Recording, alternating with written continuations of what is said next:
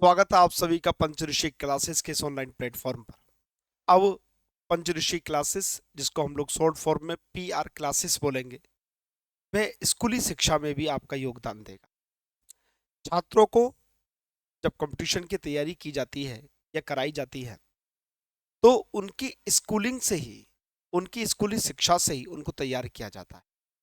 और आज PR school का यही उद्देश्य है, जहां एक मन में फोकस रखा जाएगा आपके कंपटीशन पर, वहीं एकेडमिक पढ़ाई पूरी कराई जाएगी।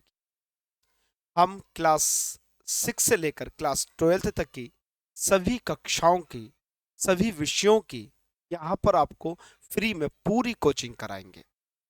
फोकस हमारा कंपटीशन रहेगा, जहाँ 11 12 में आपका जी और नीट को फोकस करेंगे। वहीं क्लास 10 तक या जो कक्षाएं या जो विषय हमारी विभिन्न प्रतियोगी परीक्षाओं में आते हैं, जिनमें ह्यूमैनिटीज के विषय महत्वपूर्ण हैं, उन पर हम लोग फोकस करेंगे।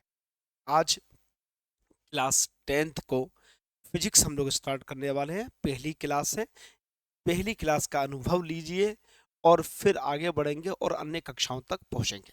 सबसे पहले हम आज सिलेबस को देखेंगे। सिलेबस देखने के पश्चात थोड़ा सा आज इनिशिएट करेंगे, थोड़ा सा आज प्रारंभ करेंगे। बड़े ध्यान से सुनिएगा, मजा आएगा, पढ़ने में आनंद आएगा। साइंस क्लास 10th की, जिसमें फिजिक्स, केमिस्ट्री और बायोलॉजी तीनों के ही विषय हैं। दो यूनिट फिजिक्स की हैं, यूनिट 3 एंड यूनिट 4। जहाँ यूनिट 3 ऑप्टिक्स से रिलेटेड है, वही यूनिट 4 आपकी इलेक्ट्रिकल या इलेक्ट्रोमैग्नेटिक फील्ड से रिलेटेड है, इलेक्ट्रोमैग्नेटिक चैप्टर से रिलेटेड। अगर हम बात यूनिट 3 की बात करते हैं, जो ऑप्टिक्स है, उसके अंतर्गत हम जिन जिन चीज़ों का अध्ययन करेंगे वो आपके सामने एक सिलेबस के रूप में उपस्थित है। इसमें हम रिफ्लेक्शन ऑफ लाइट की बात करेंगे, लेकिन कर्व्ड सरफेसेस है। यहाँ पर प्लेन मिरर या प्लेन सरफेसेस की बात नहीं की, लेकिन परीक्षाओं में, चाहे वो कंपटीशन की क्लास कक्षाएं पर परीक्षाएं हों, चाहे एकेडमिक परीक्षाएं हों, उन सभी परीक्षाओं में प्लेन मिरर से संबंधित प्रश्न भी आते हैं, समतल दर्पण से संबंधित प्रश्न भी आते हैं, उनको भी हम लोग करेंगे। Images formed by the spherical mirrors, spherical mirrors की हेल्प से जो आपके इमेजेस फॉर्म होंगे, उनकी बात की गई है। सेंटर ऑफ कर्वेचर की बात की गई है। प्रिंसिपल एक्सिस क्या होता है, उसकी बात की गई है। प्रिंसिपल फोकस क्या होता है, फोकल लेंथ क्या होती है। मिरर फॉर्मूला, मिरर फॉर्मूला का सिर्फ मिरर फॉर्मूला पढ़ेंगे, उसके डेरिवेशन की आवश्यकता नहीं है, वे क्लास 11 12 में हम लोग आगे पढ़ते हैं। मैग्निफिकेशन फैक्टर क्या है, रिफ्रैक्शन क्या है, लॉस ऑफ रिफ्रैक्शन क्या है, रिफ्रैक्टिव इंडेक्स क्या है, refraction of light by spherical lens क्या है, image formed by the spherical lens है। लेंस फॉर्मूला है, लेकिन इसका भी डेरिवेशन की रिक्वायरमेंट नहीं। लेंस के केस में भी मैग्निफिकेशन फैक्टर्स निकालेंगे, पावर ऑफ ए लेंस निकालेंगे, ह्यूमन आई के बारे में पढ़ेंगे, जिसमें functions of a lens in human आई के अंदर जो लेंस लगा होता है उसका क्या फंक्शन है। डिफेक्ट ऑफ विजन को हम लोग पढ़ेंगे एंड दियर करेक्शंस, उसको कैसे सुधारा जाए। एप्लीकेशन ऑफ स्फेरिकल मिरर की हम लोग एप्लीकेशंस देखेंगे कि कॉन्वेक्स मिरर की, कॉनकेव मिरर की कहाँ पर एप्लीकेशंस होती हैं, और उनके लेंसेस की एप्लीकेशन देखेंगे। Refraction of light through a prism, prism से रिफ्रैक्शन किस प्रकार से होता है उसका अध्ययन करेंगे। डिस्पर्शन ऑफ लाइट करेंगे, स्कैटरिंग ऑफ लाइट करेंगे, और उसकी एप्लीकेशंस अपनी डेली लाइफ में जो जो है उसका अध्ययन करेंगे। जिसमें आप लोग देखते होंगे कि सन का जो उगते हुए सूरज का कलर होता है वो अलग होता है, छिपते हुए सूरज का कलर अलग होता है। इसके पीछे कारण क्या है, रीजन क्या है, उन सब बातों को जानने का प्रयास करें। तो ऑप्टिक्स से रिलेटेड है यूनिट 3, जहाँ ये सारे टॉपिक्स आपको पढ़ाए जाएंगे। बहुत बड़ा सिलेबस नहीं है, छोटा सा सिलेबस है, लेकिन क्लास 10th भी छोटी क्लास है और बच्चा उतना समझदार नहीं होता, इसलिए बहुत ध्यान से, बहुत आराम से, धीरे धीरे हम लोग इन सारे विषयों को पूरा करेंगे, सारे टॉपिक्स को पूरा करेंगे। बात करते हैं यूनिट 4 की, जहाँ इलेक्ट्रिसिटी से रिलेटेड चीज़ें हैं, जहाँ मैग्नेटिक फील्ड से रिलेटेड चीज़ें हैं, उनका हम लोग अध्ययन करेंगे। जैसे इफेक्ट ऑफ करंट इलेक्ट्रिसिटी क्या है, उसका इफेक्ट पढ़ेंगे। इलेक्ट्रिक करंट क्या होता है, पोटेंशियल डिफरेंस क्या है, इलेक्ट्रिक करंट क्या है, रिपीट हो रहा है, ओम्स लॉ क्या है, रेजिस्टेंस क्या है, रेजिस्टिविटी क्या है, factors on which the resistance of the conductor depend, जिनके ऊपर किसी कंडक्टर का जो रेजिस्टेंट है वो किन किन चीज़ों पर, किन किन फैक्टर्स पर डिपेंड करता है। रजिस्टर्स का सीरीज एंड पैरेलल कॉम्बिनेशंस देखेंगे। इसके अलावा उसकी एप्लीकेशंस डेली लाइफ में क्या है, heating effect of electric current, कभी आप लोग देखते हैं ना जब उससे लाइट फ्लो होती है तो तार गर्म हो जाता है, क्यों हो रहा है, कैसे हो रहा है, उन सब बातों को जानेंगे। और उसकी लाइफ के और उसकी डेली लाइफ में क्या एप्लीकेशंस हैं।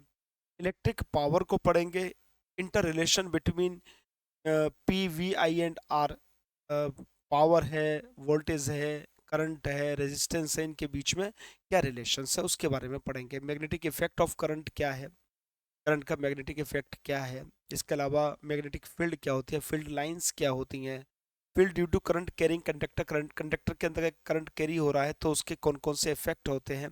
Field due to current carrying coil and solenoid के अंदर कौन कौन से होते हैं। Force on current carrying conductor है, फ्लेमिंग्स लेफ्ट हैंड रूल है, डायरेक्ट करंट है, अल्टरनेटिंग करंट है, फ्रीक्वेंसी ऑफ एसी है, advantage of AC over DC है, और डोमेस्टिक इलेक्ट्रिक सर्किट्स किस प्रकार से बनता है हमारे घरों में उसके बारे में हम पढ़ेंगे। तो ये दो यूनिट है, यूनिट 3 और यूनिट 4, इसका हमारे फिजिक्स में अध्ययन है। यूनिट 4 को थोड़ा टाइम लगेगा, लेकिन आराम से करेंगे, अच्छी तरह से करेंगे, ढंग से करेंगे और आपको समझाते हुए चलेंगे। तो आज हम लोग क्लास को स्टार्ट कर रहे हैं ऑप्टिक्स से। मैंने पहले ही बताया कि आपके सिलेबस में स्फेरिकल मिरर है, प्लेन मिरर नहीं। लेकिन लेकिन विभिन्न प्रतियोगी परीक्षाओं में, विभिन्न कॉम्पिटिटिव एग्जाम्स में उससे रिलेटेड क्वेश्चंस आते हैं, उसको हम छोड़ नहीं सकते, उसको हम साथ में लेकर चलेंगे। चाहे आप एसएससी में जाएं, आप बाद में यूपीएससी में जाएं, वहाँ पर भी साइंस मिलेगा। आप चाहे स्टेट पीसीएस में जाएं, आप चाहे जी में जाएं, आप चाहे नीट में जाएं, जो भी परीक्षाएं देंगे उन सभी परीक्षाओं में मेरे द्वारा पढ़ाया हुआ आपके लिए बड़ा फायदेमंद साबित होगा, और ना केवल कॉम्पिटिटिव एग्जाम में बल्कि आपके एकेडमिक में भी आपको फायदा पहुंचाएगा। तो शुरू करते हैं। आज हम लोग प्लेन मिरर से शुरू करेंगे और एक बहुत छोटे से टॉपिक रिफ्लेक्शन ऑफ लाइट को समझने की कोशिश करेंगे, ठीक है।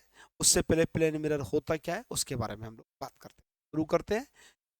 हेडिंग पड़ा हुआ है रिफ्लेक्शन ऑफ लाइट, लेकिन इससे पहले आपके लिए एक मिरर होता क्या है, मिरर की हम लोग बात कर लें। आप लोगों ने अपने घरों में शीशा देखा जिसमें आप अपना चेहरा देखते हैं।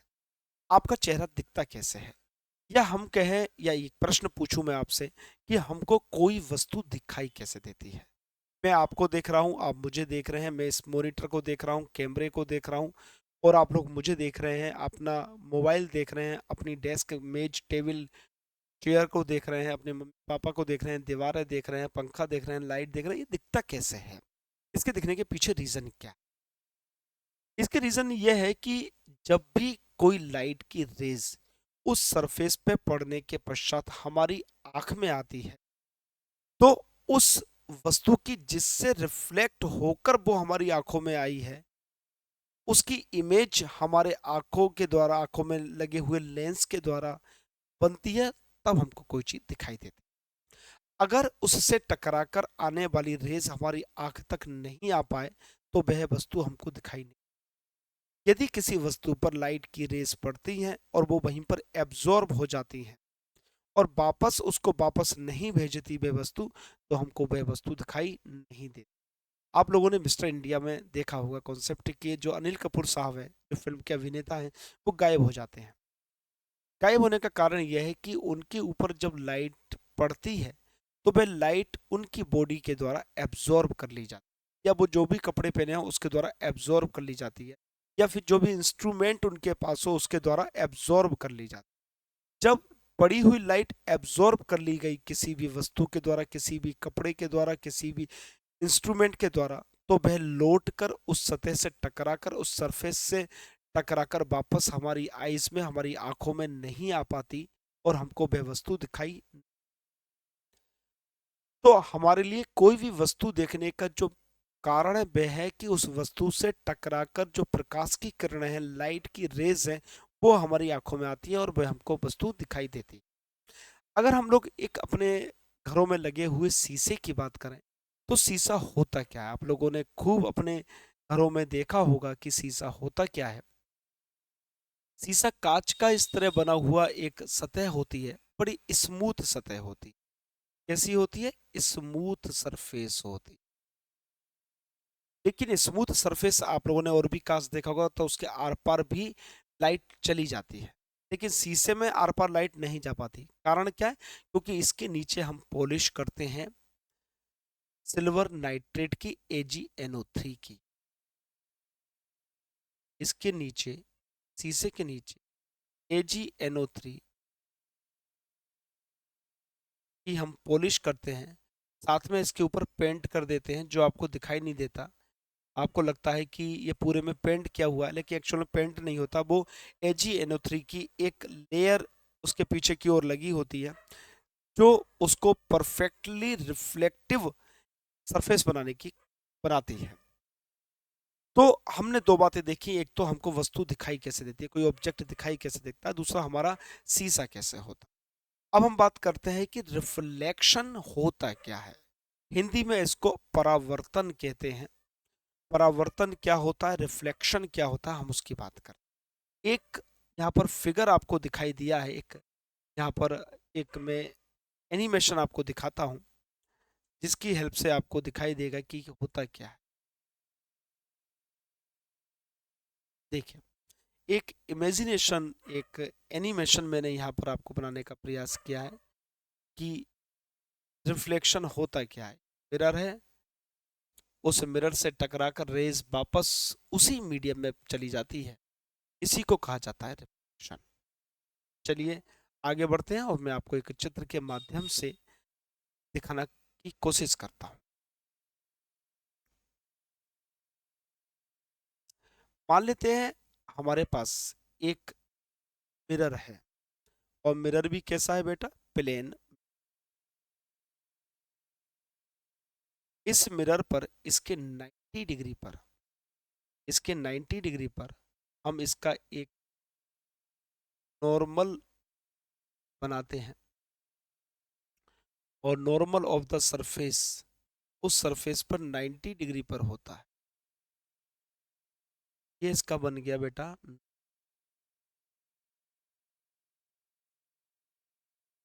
नॉर्मल। अब इस प्लेन मिरर के नीचे AgNO3 का एक लेप चढ़ा हुआ है, पॉलिश हुई है, एक कोटेड है। ये इससे कोटेड है AgNO3 से।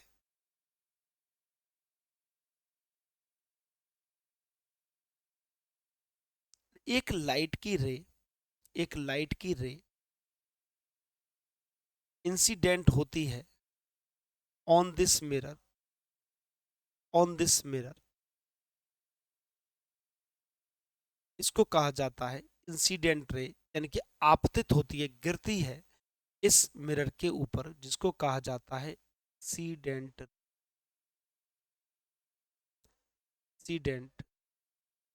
और ये जो इंसिडेंट रे है, ये नॉर्मल के साथ एक एंगल बनाती है, जिसको हम लोग एंगल आई लिखते हैं। एंगल आई लिखते हैं।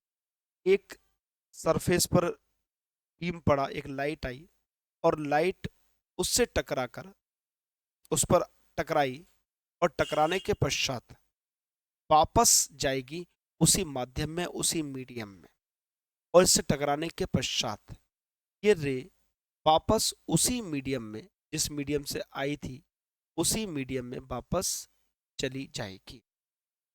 जो रे गई है, उस रे को कहा जाता है रिफ्लेक्टेड। उसको क्या कहा जाता है? रिफ्लेक्टेड।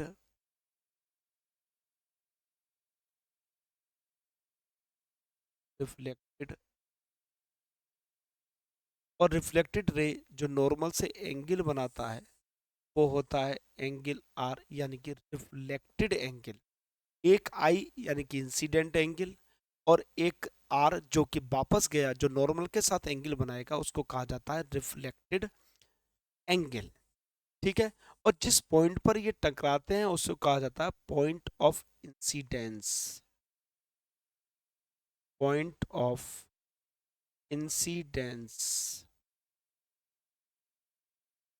अब यहाँ पर दो एंगल मिले, एक तो एंगल आई मिला आपको, जिसको कहा जाता है इंसिडेंट एंगल, इंसिडेंट एंगल। और एक मिला एंगल आर, जिसको कहा जाता है रिफ्लेक्टेड एंगल, रिफ्लेक्टेड एंगल। ठीक है, क्या कहा जाता है? Reflected angle. एक एंगल और बन सकता है, कहां से बनता है? इंसिडेंट रे का from the mirror. Incident angle या इंसिडेंट रे का फ्रॉम द मिरर एक एंगल और बनता है, जिसको हम लोग रिप्रेजेंट करते हैं जी से, जिसको कहा जाता है ग्लांसिंग एंगल। यानी कि एंगल जी क्या कहलाता है? Glancing angle. कई बार ग्लांसिंग एंगल भी क्वेश्चन में दे दिया होता है, या ग्लांसिंग एंगल भी क्वेश्चन में निकलवा लिया जाता है, तो बच्चा वहां खेल जाता है कि ये क्या बला आ गई, ये तो कहीं पर लिखा हुआ भी नहीं है कि ग्लांसिंग एंगल होता क्या है। ठीक है, अगर हम लोग देखें कि ग्लांसिंग एंगल है क्या, तो देखिए एंगल आई यानी कि इंसिडेंट एंगल और ग्लांसिंग एंगल को अगर जोड़ा जाए तो इसकी वैल्यू 90 डिग्री आती है, 90 डिग्री। तो आपके सामने ये दिखाई दे रहा है कि एंगल आई और एंगल जी का जो सम है वो 90 डिग्री है। एक रे आई, सरफेस से टकराई और वापस उसी मीडियम में वापस चली गई। इसको कहा जाता है रिफ्लेक्शन, परावर्तन। यानी कि उसी मीडियम में वापस लौट जाने को कहा जाता है परावर्तन, यानी कि रिफ्लेक्शन। ठीक है, अब क्वेश्चन ये आता है कि भाई इसकी डेफिनेशन क्या है, हम किसको रिफ्लेक्शन कहें, रिफ्लेक्शन होता क्या है? तो इसकी डेफिनेशन देखते हैं। आपके सामने ये डेफिनेशन लिखी हुई है। The process of sending back of light which falls on the surface is called reflection of light. प्रकाश की किरण का उसी माध्यम में वापस लौट जाने की क्रिया को परावर्तन कहा जाता है। The process of sending back of light, वापस भेजना, सेंडिंग मीन्स भेजना, बैक मीन्स वापस, of light which falls on the surface is called the reflection of light. ठीक है, हिंदी वाले अगर कोई छात्र है तो वो लिख ले, मैं डेफिनेशन हिंदी की भी आपको लिखवा दे। आपतित किसी, इस तरह लिखिएगा, किसी, किसी सतह पर, किसी सतह पर आपतित प्रकाश की किरण का, आपतित प्रकाश की किरण का, आपतित प्रकाश की किरण का उसी माध्यम में, उसी उसी माध्यम में, उसी माध्यम वापस लौट जाने की क्रिया, वापस लौट जाने की क्रिया, वापस लौट जाने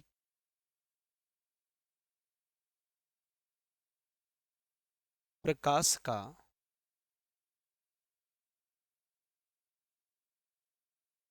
परावर्तन कहलाता, प्रकाश का परावर्तन कहला। तो जो अगर हिंदी मीडियम में कोई छात्र है, यूपी बोर्ड से रिलेटेड है, वो भी इस डेफिनेशन को लिख सकता है, और सीबीएसई और आईसीएसई बोर्ड के बच्चे भी इस डेफिनेशन को इंग्लिश वाले में लिख सकते हैं। अब एक क्वेश्चन आता है कि भाई जो रिफ्लेक्शन है उसके रूल्स हैं क्या, कुछ लॉज हैं क्या? तो इसके दो लॉज हमारे सामने आते सॉरी, तो आप लोग लिखिएगा laws of reflection, law of reflection.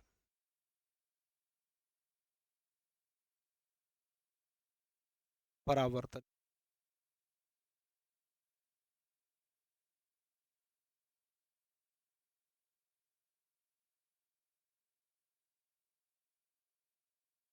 परावर्त दो लॉज हैं। पहला, देखिए आप चित्र को देखिएगा। पहला कहता है कि इंसिडेंट रे, जो रे आई, इंसिडेंट रे और जो नॉर्मल है और रिफ्लेक्टेड रे है, ये तीनों एक ही प्लेन पर लाई करते हैं। ठीक है, एक ही प्लेन पर और एक ही बिंदु पर मिलते हैं या लाई करते हैं। ठीक है, तो लिखेंगे हम इसको, इस बात को लिखेंगे। पहला, पहला लिखेंगे incident ray,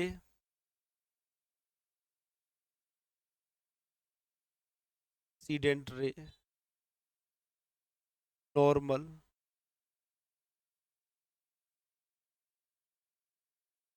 reflected ray,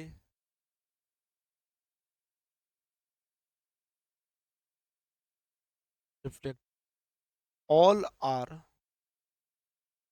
all are lie in the same plane, in the same plane,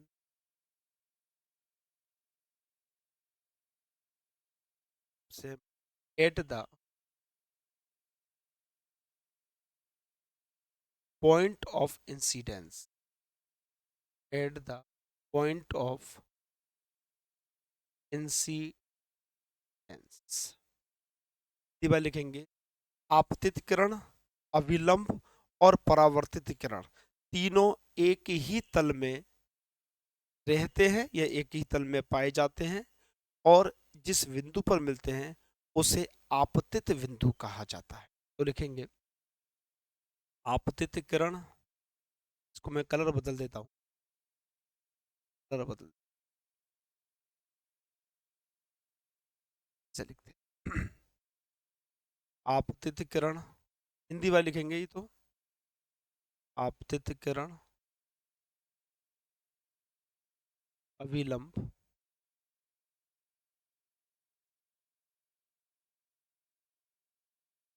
और परावर्तित किरण,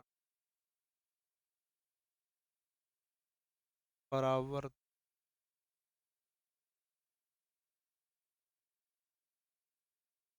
तीनों एक ही तल में, एक ही तल में,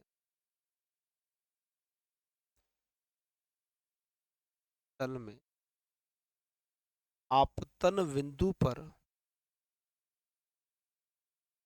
आपतन बिंदु पर मिलते हैं।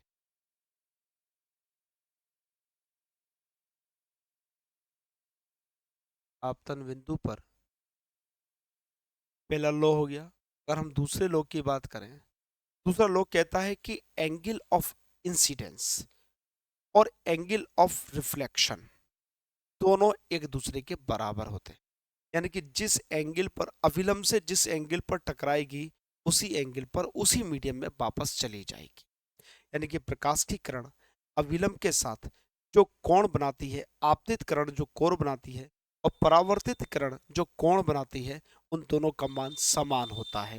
यानी कि एंगल आई और एंगल आर एक दूसरे के बिल्कुल बराबर होते हैं। चित्र में देखिएगा, एंगल आई जो कि इंसिडेंट एंगल है, आपतित किरण है, और एंगल आर जो रिफ्लेक्टेड एंगल है यानी कि परावर्तित कोण है, वो दोनों एक दूसरे से बिल्कुल बराबर होते हैं। इसी बात को हम लोग लॉ में लिखेंगे। Incident angle, incident angle and reflected angle, reflected angle is always equal, is always, Hindi by लिखेंगे, आपतित कोण,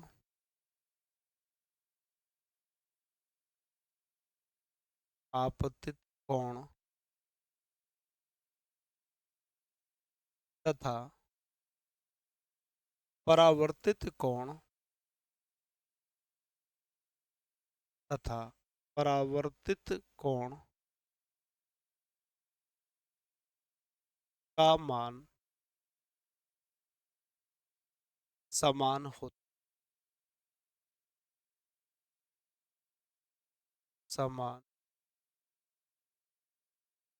होता,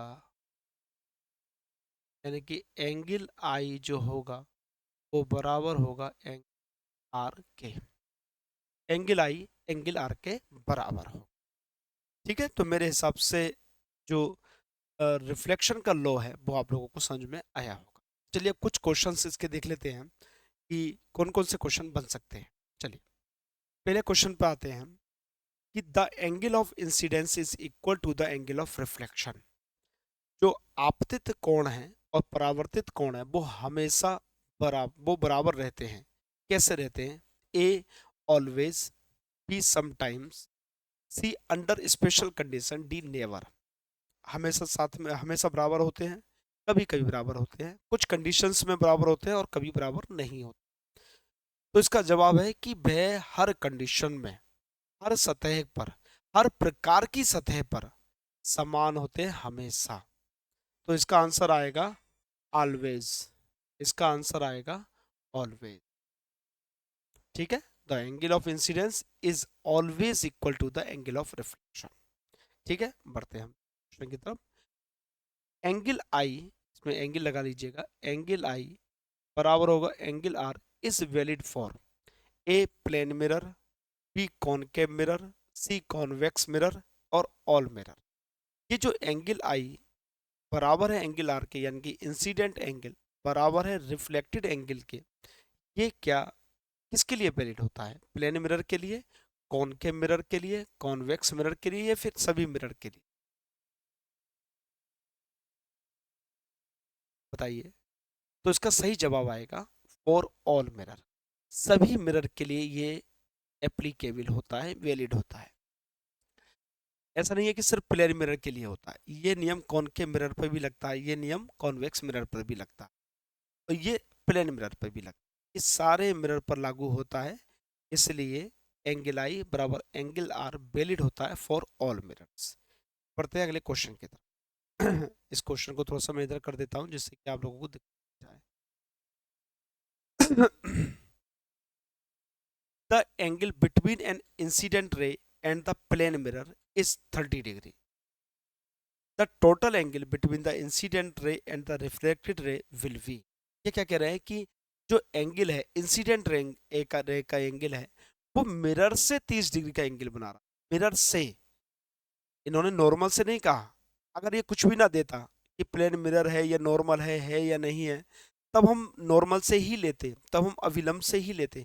लेकिन इन्होंने मेंशन कर दिया है कि जो इंसिडेंट रे है वह प्लेन मिरर के साथ 30 डिग्री का एंगल बना रही है, 30 डिग्री का एंगल बनाई। एक चित्र बनाता हूँ, चित्र बनाता हूँ। मान लेते हैं ये एक मिरर है,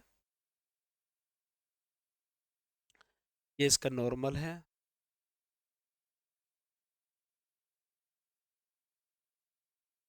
एक रे इंसिडेंट हुई, एक रे इंसिडेंट हुई और इंसिडेंट होने के रिफ्लेक्ट हो गई।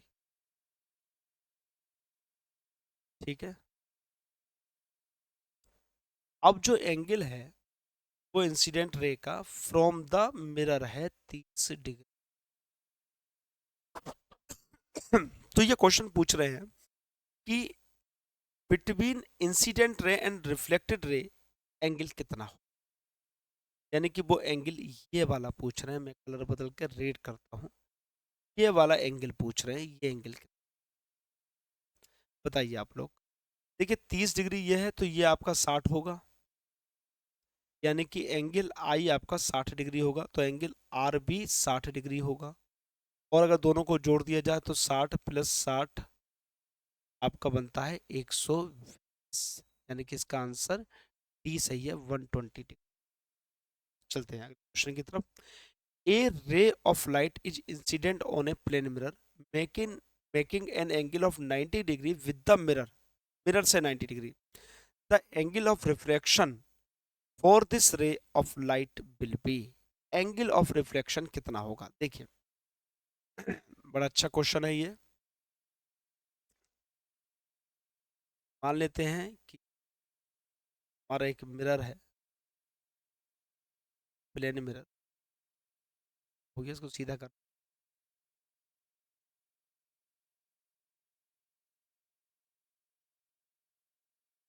ये इसका नॉर्मल,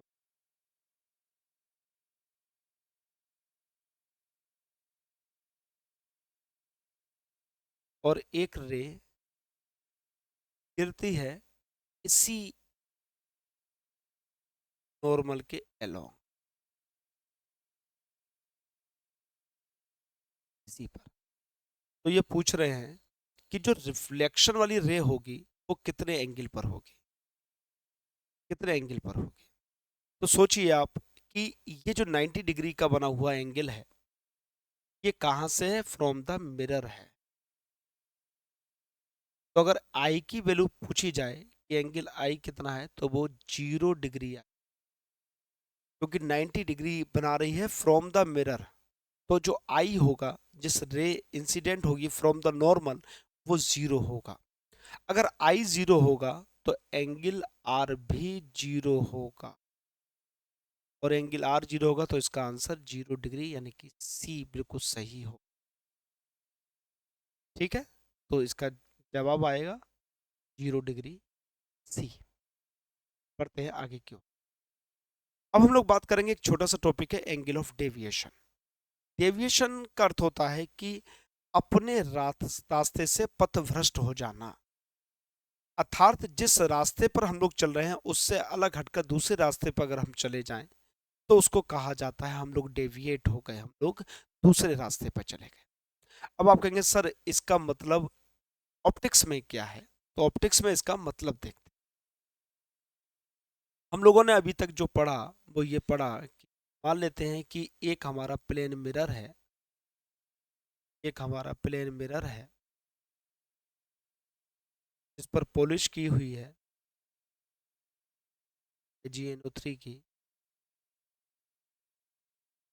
उसका एक नॉर्मल है, उसका एक नॉर्मल है,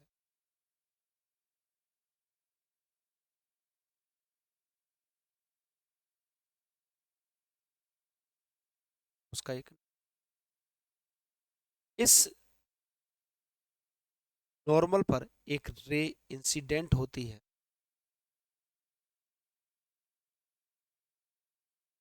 रे इंसिडेंट होती है जिसको कहा जाता है इंसिडेंट रे, जो बनाती है एंगल आई।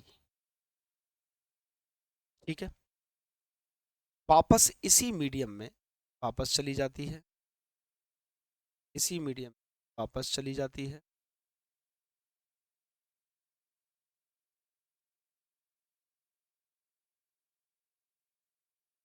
और बनाती है एंगल आर। अब क्या डेविएशन है, अब आप सोचिए कि जो इंसिडेंट रे है, लिख देता हूं मैं इस पर, इंसिडेंट रे है,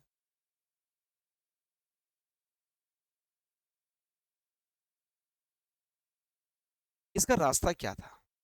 देखिए इस तरह ये सीधी चली, और ये इस तरह आगे निकलनी चाहिए थी,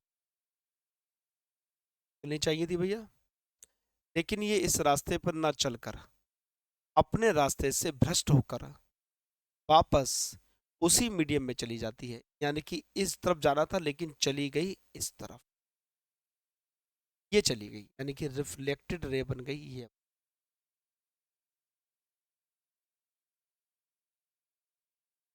जाना था इस रास्ते पर चली गई इस रास्ते पर, यानी कि डेविएट हो गई। अब जो ये एंगल बनना है डेल्टा, ये हमको निकालना है कि ये कितना डिग्री होगा, अर्थात इंसिडेंट रे अपने रास्ते से कितने एंगल पर डेविएट हो गई। जाना था सीधे सीधे, लेकिन वो सीधे ना जाकर वापस उसी मीडियम में लौट गई, यानी कि अपने रास्ते से डेविएट हो गई। अब ये यही हमको डेल्टा की वैल्यू निकालनी है, यानी कि एंगल ऑफ डेविएशन निकालना। एंगल ऑफ डेविएशन निकालने के लिए देखिए, इस चित्र को ऊपर कर देता हूँ। अब आप सोचिए कि हम कैसे निकाल सकते हैं। तो देखिए एंगल आई, मैं यहाँ लिख देता हूँ, angle I plus angle R plus angle delta, इन तीनों की वैल्यू 180 डिग्री होगी नहीं होगी? होगी।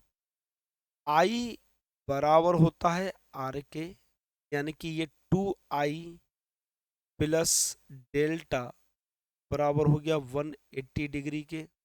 तो डेल्टा यहाँ से निकले 180 माइनस 2i।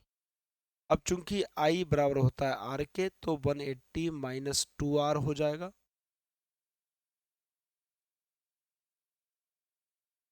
डेल्टा का दूसरा फॉर्मूला हो गया 180 माइनस 2r। अब हम एंगल ऑफ ग्लांस या ग्लांसिंग एंगल के ऊपर आएंगे। तो आई प्लस जी की वैल्यू जो होती है वो 90 डिग्री होती है। देखिए मैंने अभी पहले बता चुका हूँ, पर देखिए, हाँ, ये देखिए angle I plus angle G की वैल्यू कितनी होती है? 90 डिग्री होती है। तो यहाँ पर भी हम वही बात कर लेते हैं, angle I plus angle G 90 degree होता है। तो आई हो गया 90 जी। अगर कभी ग्लांसिंग एंगल के रेस्पेक्ट में क्वेश्चन पूछ ले तो हम उसकी तैयारी कर रहे हैं। तो डेल्टा हो गया आपका 180 माइनस 2, और आई की जगह लिख देंगे 90 माइनस जी, इक्वल्स टू हो गया 80 माइनस 180 प्लस 2g। 180 से 180 कैंसिल, तो डेल्टा हो गया 2g, यानी कि angle of deviation angle of glancing का या ग्लांसिंग एंगल का डबल होता है। Angle of deviation glancing angle का डबल होता है। ठीक है, इस बात को याद रखिए। तो ये हो गया आपका एंगल ऑफ डेविएशन, सिंपल है। इससे रिलेटेड एक क्वेश्चन है, वो करते हैं। If a ray of light incident in angle 12.5 degree with the mirror surface से, find angle of deviation glancing, क्या क्या निकालना है? Find angle of deviation comma glancing angle and angle of reflection, ये तीन चीजें निकालनी है। अब सबसे पहले तो फिगर बनाएंगे। फिगर बनाएंगे, एक छोटा सा फिगर यहाँ बनाएंगे। ये हमारा प्लेन मिरर रहा।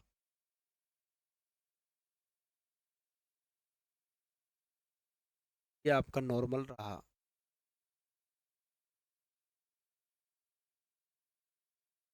एक रे एक्सीडेंट हुई,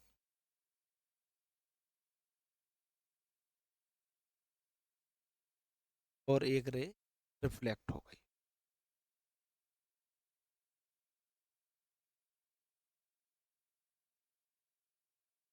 ठीक है, ये जो कह रहे हैं कि जो एंगल बनाया है 12.5 डिग्री, वो फ्रॉम द मिरर है 12.5 डिग्री। तो ये जो मिरर से एंगल बनता है वही तो ग्लांसिंग एंगल होता है, यानी कि जी की वैल्यू, यानी कि कोण जी, जी बराबर 12.5 डिग्री हो गया, यानी कि एक चीज तो निकल गई। अब ये 12.5 है, तो ये वाला एंगल आई कितना होगा? आई निकालने के लिए 90 माइनस 12.5 कर दें हम लोग। ठीक है, 90 में से 12.5 अगर हम लोग माइनस करेंगे, 90 में से 12.5 अगर माइनस करें तो 10 माइनस करा तो 80, 80 से 2 माइनस करा 88, 87.5 डिग्री। तो आई की वैल्यू आएगी, आई की वैल्यू आएगी 87.5 डिग्री। आई के बराबर होगा आर, यानी कि आर की वैल्यू भी आ जाएगी 87.5, यानी कि रिफ्लेक्टेड एंगल या एंगल ऑफ रिफ्लेक्शन की वैल्यू आएगी 87.5 डिग्री। अब तीसरा पूछा इन्होंने, find the deviation, deviation angle यानी कि डेल्टा की वैल्यू पूछी है। और हम लोगों ने अभी अभी ड्राइव करा है कि डेल्टा जो होता है वो 2g के बराबर होता है। तो यहाँ पर हम 2 इंटू जी कर देंगे, यानी कि 2 इंटू जी हो गया 12.5, यानी कि 25। तो तीनों चीज निकल गई हमारी। यहाँ पर एंगल ऑफ ग्लांसिंग निकल गया, यहाँ पर एंगल ऑफ रिफ्लेक्शन निकल गया, और यहाँ पर एंगल ऑफ डेविएशन निकल गया। ये तीनों चीज पूछी थी और तीनों चीज यहाँ पर हम लोगों ने निकाल दी। तो आज हम लोगों ने स्टार्टिंग है दो टॉपिक के लिए, एक तो हम लोगों ने एंगल ऑफ डेविएशन निकाला, दूसरा रिफ्लेक्शन क्या होता है उसका अध्ययन किया। आगे हम लोग बढ़ेंगे, धीरे धीरे करके बढ़ेंगे, महत्वपूर्ण महत्वपूर्ण बिंदुओं पर, महत्वपूर्ण महत्वपूर्ण टॉपिक्स पर हम लोग चर्चा करेंगे। तो आज से कक्षा प्रारंभ हुई है, इसमें आपको सब कुछ कक्षाएं ली जाएंगी, सारे विषयों की ली जाएंगी, और आपको बड़ा महत्वपूर्ण तरीके से लिखवाया जाएगा। आप इन सबको लिखते चलिएगा, उतारते चलिएगा, परीक्षा के लिए उपयोगी है। तो मिलते हैं हम लोग अपनी नेक्स्ट कक्षा में, तब तक आप सभी का बहुत बहुत धन्यवाद, थैंक यू। नेक्स्ट कक्षा में फिर से मुलाकात होती है।